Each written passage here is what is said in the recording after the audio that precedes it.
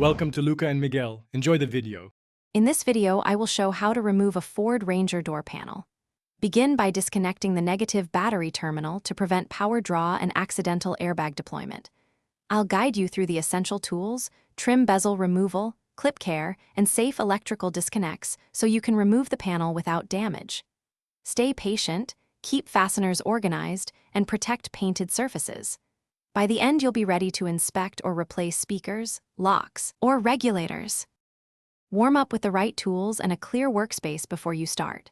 Lay out a trim set, 10 mm socket, Torx bits, and a magnetic tray for screws. Remove any interior clutter and lower the window slightly for access.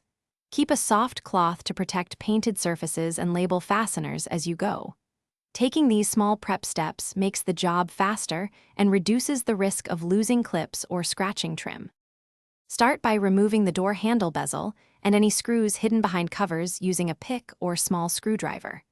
Use a trim tool to pry the panel from the clips, working top to bottom and keeping steady pressure.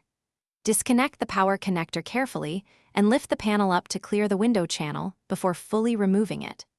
Store clips and screws in order and inspect foam or weather stripping for damage before reinstallation. Thanks for watching and please subscribe. It's the best investment you'll ever make.